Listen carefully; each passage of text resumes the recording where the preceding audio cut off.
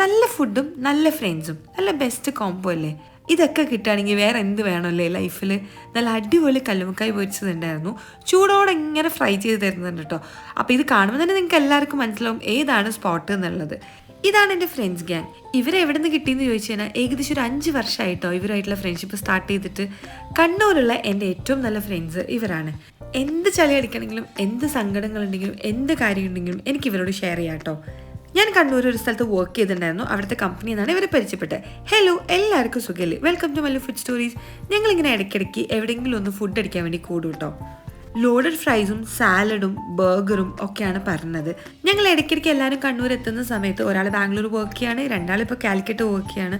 അപ്പോൾ അതുകൊണ്ട് എല്ലാവരും കണ്ണൂർ എത്തുന്ന സമയത്ത് ഞങ്ങൾ ഒരു ടൈം വെച്ചിട്ട് മീറ്റ് ചെയ്യും. പണ്ടൊക്കെ എനിക്ക് ഓട്ടോയിലോ കാറിലോ സ്കൂട്ടറിലോ എന്തിലും വേണമെങ്കിലും പോകാമല്ലോ. പിന്നെ ഈ വോക്കറിലൊക്കെ ആയ സമയത്ത് ആദ്യമായിട്ട് ഞാൻ പുറത്തു പോകുന്നത് ഇവരെ കൂടെയാണ് കേട്ടോ. പിന്നെ ഇപ്പോൾ സ്റ്റിക്കൊക്കെ എടുത്ത് ഇപ്പോൾ കോൺഫിഡൻസ് കൂടിയല്ലോ.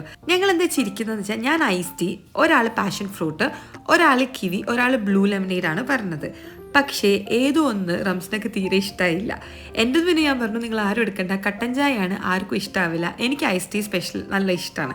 ഏറ്റവും വലിയ കോമഡി എന്താണെന്ന് വെച്ച് കഴിഞ്ഞാൽ ഈ വീഡിയോ ജാനുവരിയിൽ ഷൂട്ട് ചെയ്തതാണ് കേട്ടോ. അതിനുശേഷം ഞങ്ങൾ 4 പേരും ഒരുമിച്ച് മീറ്റ് ചെയ്തിട്ടില്ല, സിംഗിളായിട്ട് പല സ്ഥലത്ത് നിന്ന് മീറ്റ് ചെയ്തിട്ടുണ്ട്.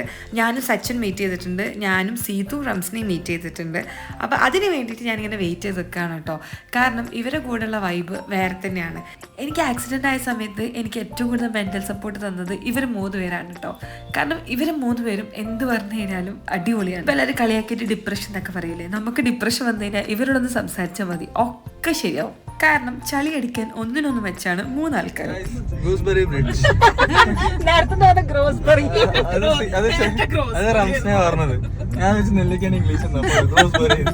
ഇംഗ്ലീഷ് അറിയില്ല മര്യാദ.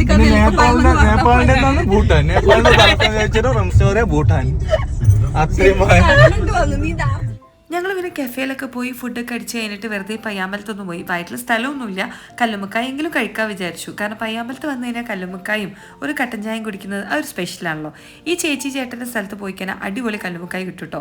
ഇവരുടെ 10 മിക്സും അടിപൊളിയാണ്. നമ്മുടെ പയ്യാമ്പലം ബീച്ച് ലാസ്റ്റിലേക്ക് പോകുമ്പം എനിക്കൊന്ന് ആ ഒരു സെക്കൻഡ് തട്ടുകടയാണ് ലെഫ്റ്റ് സൈഡിലുള്ളത്. ഒരുവിധം എല്ലാവർക്കും ഇവരുടെ കല്ലുമ്മക്കായ അറിയാം. അപ്പോൾ കല്ലുമ്മക്കായ ആണെങ്കിലും 10 മിക്സ് ആണെങ്കിലും പഴംപൊരി ആണെങ്കിലും ഒക്കെ ഇവിടെ സെറ്റാണ് കേട്ടോ. ഞങ്ങൾ പിന്നെ വയറൊക്കെ ഫുള്ളായതുകൊണ്ട് തന്നെ ആകെ ഇത്ര കല്ലുമ്മക്കായ മാത്രമേ പറഞ്ഞിട്ടുള്ളൂ. അത് തന്നെ ലാസ്റ്റ് നോക്കുമ്പോൾ ആരൊക്കെയോ ബാക്കി വെച്ചിട്ടുണ്ടായിരുന്നു കേട്ടോ. ഞാനാണ് ഇന്ന് ഫുള്ള് കഴിച്ചത്. വീട്ടിൽ നിന്ന് കട്ടൻ ചായ കുടിച്ചിട്ടില്ലെങ്കിലും പയ്യാമ്പലത്ത് പോയിട്ട് കട്ടൻ ചായയും കല്ലുമ്മക്കായും കഴിക്കാൻ അടിപൊളി വൈബാണ് കേട്ടോ. ഇവനെന്തോ തള്ളിത്തള്ളേ വരുന്ന മിക്കവാറും അവരെങ്കിൽ വായി നോക്കിയ കഥയോ അല്ലെങ്കിൽ നമ്മളെ കളിയാക്കുന്നതോ ആയിരിക്കും. പ്രത്യേകിച്ച് എന്നെ സീത്തുവിനെയും റംസിനെയും സച്ചി എപ്പോഴും പറയാറ്, ഞങ്ങൾ വന്നു കഴിഞ്ഞാൽ പിന്നെ സംസാരിക്കാൻ ഇവർക്കൊരു ഗ്യാപ്പ് കിട്ടാറില്ല എന്നാണ്. അത്രയും വലിയ സംസാരമാണ് ഞങ്ങൾ രണ്ടാളും. ഇവർക്ക് അതിൽ പിടിച്ചെടുക്കാൻ പറ്റാറില്ല കേട്ടോ. ഫ്രണ്ട്സ്, ഞങ്ങൾ പയ്യാമ്പലത്ത് ചായ പിടിക്കാൻ വന്നതാണ്. വന്ദേ ഭാരത് സ്റ്റാർട്ട് ചെയ്തിട്ടുണ്ട്. എനിക്ക് ഞാനില്ലേ ദുരന്ത എക്സ്പ്രസ് പോലെ വന്ദേ ഭാരതിന്റെ അടിയിൽ പെട്ടുപോയി. നമുക്ക് സംസാരിക്കാൻ അവസരം കിട്ടുന്നില്ല ഫ്രണ്ട്സ്.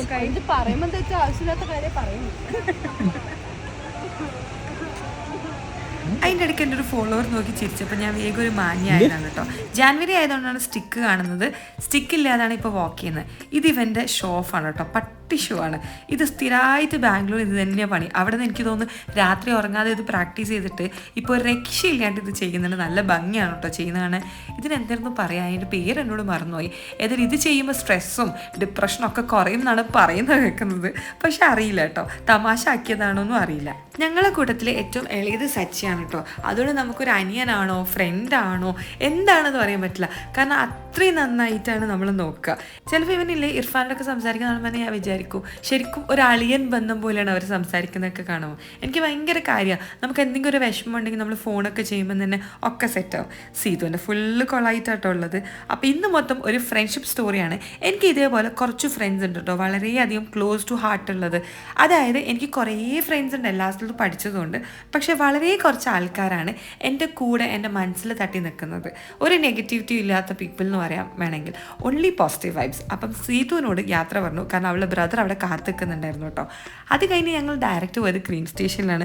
കുനാഫ ഇറങ്ങിയിട്ട് നിങ്ങൾ കഴിച്ചില്ലല്ലോ പറഞ്ഞിട്ട് അവരെ നിർബന്ധിച്ച് കുനാഫ കുത്തി കയറ്റാൻ വേണ്ടിയിട്ട് കൊണ്ടുപോയതാണ് കേട്ടോ.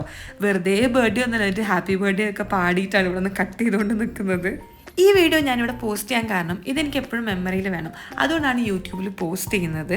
ഇതിങ്ങനെ ഗാലറിയിൽ കാണുമ്പോൾ ഞാൻ എപ്പോഴും വിചാരിക്കും വ്ളോഗാക്കി ഇടണം എന്ന്, പക്ഷേ എന്തുകൊണ്ടോ ഇങ്ങനെ ഡിലേ ആയിക്കൊണ്ടിരുന്നു. അപ്പോൾ എന്തായാലും വാച്ച് ചെയ്യുക, അഭിപ്രായം പറയാം. ഇതേപോലത്തെ വീഡിയോസിന് ഫോളോ മൈ ലൈഫ് സ്റ്റോറി.